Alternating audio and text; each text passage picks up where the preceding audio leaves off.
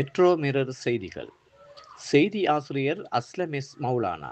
வாசிப்பவர் ஏஎல் அன்சார். கல்முனை மாநகர சபையில் 2026 ஆண்டு புத்தாண்டு கடமைகளை ஆரம்பிக்கும் நிகழ்வு இன்று மாநகர சபை ஆணையாளர் ஏடிஎம் ராஃபி தலைமையில் சிறப்பாக நடைபெற்றது. இதன்போது மாநகர ஆணையாளரினால் தேசிய கொடி ஏற்றி வைக்கப்பட்டதுடன் உத்தியோகத்தர்களின் சத்திய பிரமாணமும் இடம்பெற்றது.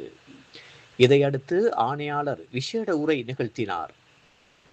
இதன்போது புதிய ஆண்டில் கால் பதித்துள்ள ஊழியர்கள் அனைவரும் மக்களுக்கு வினைத்திறன் மிக்க சேவைகளை வழங்கும் பொருட்டு தமது அரச கடமையை பொறுப்புணர்வுடனும் அர்ப்பணிப்புடனும் முன்னெடுக்க வேண்டியதன் அவசியத்தை ஆணையாளர் ஏடிஎம் ராஃபி வலியுறுத்தினார்.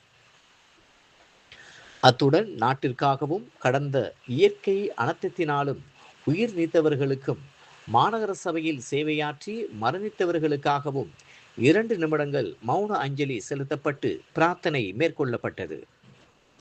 இந்த நிகழ்வில் கல்முனை மாநகர சபையின் கணக்காளர் ஏஎஸ் மனாசிர் அஹ்சன், ஆயுர்வேத வைத்திய அதிகாரி ஜுமானா ஹசீன், கால்நடை வைத்திய அதிகாரி என் வட்டப்பொல, உள்ளூராட்சி உத்தியோகத்தர் சர்ஜுன் தாரிக் அலி, பிரதம முகாமைத்துவ சேவை உத்தியோகத்தர் என் பரமேஸ்வரவர்மன் உட்பட பிரிவு தலைவர்கள், தொழில்நுட்ப உத்தியோகத்தர்கள், முகாமைத்துவ சேவை உத்தியோகத்தர்கள், அபிவிருத்தி உத்தியோகத்தர்கள், பொது சுகாதார பரிசோதகர்கள் மற்றும் ஊழியர்களும் கலந்து கொண்டனர்.